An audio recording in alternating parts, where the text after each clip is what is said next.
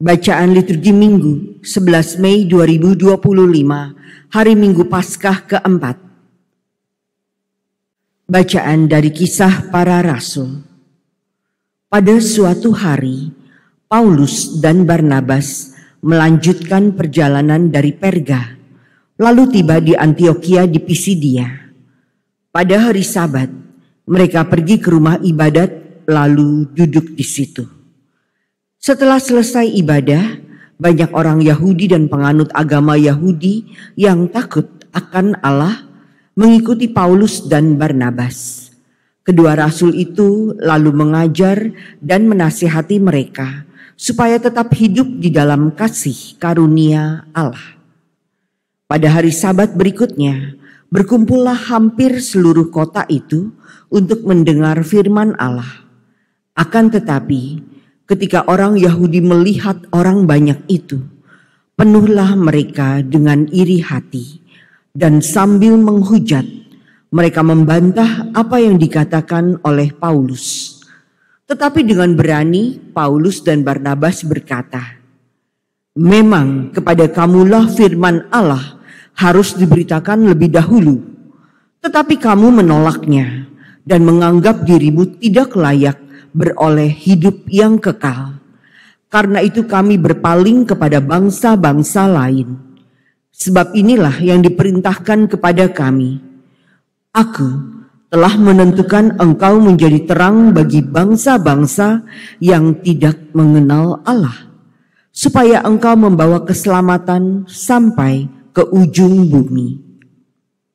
Mendengar itu bergembiralah semua orang yang tidak mengenal Allah, dan mereka memuliakan firman Tuhan.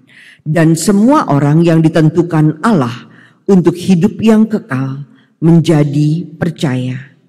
Lalu firman Tuhan disiarkan di seluruh daerah itu.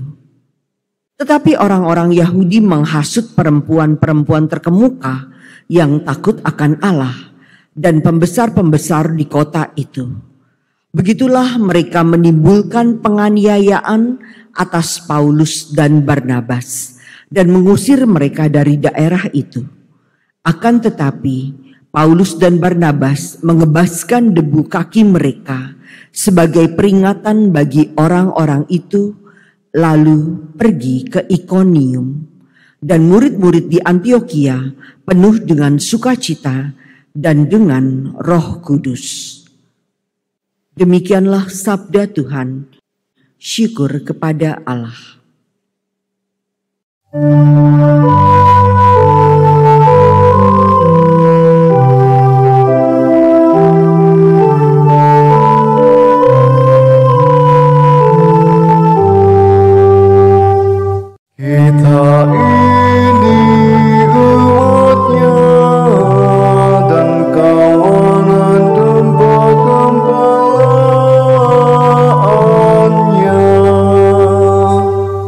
Beribadahlah kepada Tuhan dengan sukacita, datanglah ke hadapannya dengan sorak-sorai.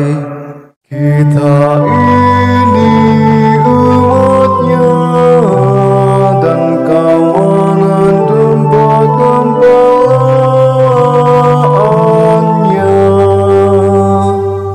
Ketahuilah bahwa Tuhan itu Allah.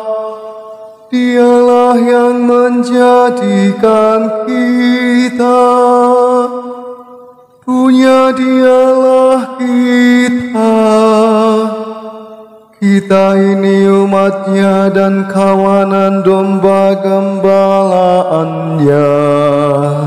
Kita ini umatnya dan kawanan domba gembalaannya. Sebab Tuhan itu baik, kasih setianya untuk selama-lamanya. Kesetiaannya tetap turun-temurun, kasih setianya untuk selama-lamanya. Kita ini umatnya dan kawanan domba gembalaannya. Bacaan dari kitab Wahyu. Aku, Yohanes, mendapat penglihatan sebagai berikut. Nampaklah suatu kumpulan besar orang banyak yang tidak terhitung banyaknya, dari segala bangsa dan suku, kaum dan bahasa. Mereka berdiri di hadapan tahta dan di hadapan Anak Domba, memakai jubah putih dan memegang daun-daun palem di tangan mereka. Lalu seorang dari antara tua-tua itu berkata kepadaku, "Mereka ini adalah orang-orang yang keluar dari kesusahan besar. Mereka telah mencuci jubah mereka dan membuatnya putih di dalam darah Anak Domba. Karena itu mereka berdiri di hadapan tahta Allah dan siang malam melayani Dia di bait sucinya. Dan Ia yang duduk di atas tahta itu akan membentangkan kemahnya di atas mereka. Mereka tidak akan menderita lapar dan dahaga lagi. Matahari atau panas terik tidak akan menimpa mereka lagi. Sebab Anak Domba yang di tengah-tengah tahta itu akan menggembalakan mereka dan akan menuntun mereka ke mata air kehidupan. Dan Allah akan menghapus segala air mata dari mata mereka." Demikianlah sabda Tuhan.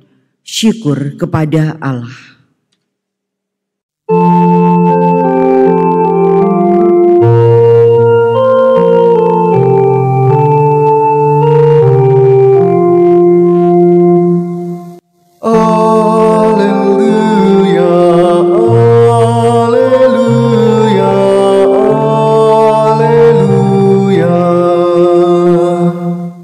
Akulah gembala yang baik, aku mengenal semua dombaku, dan domba-dombaku mengenal aku. Haleluya, haleluya, haleluya. Inilah Injil suci menurut Yohanes. Dimuliakanlah Tuhan. Pada suatu hari, Yesus berkata kepada orang-orang Farisi, "Domba-dombaku mendengarkan suaraku. Aku mengenal mereka, dan mereka mengikut aku. Aku memberikan hidup yang kekal kepada mereka, dan mereka pasti tidak akan binasa sampai selama-lamanya. Dan seorang pun tidak akan merebut mereka dari tanganku. Bapakku yang memberikan mereka kepadaku lebih besar daripada siapapun, dan seorang pun tidak dapat merebut mereka dari tangan Bapa. Aku dan Bapa adalah satu."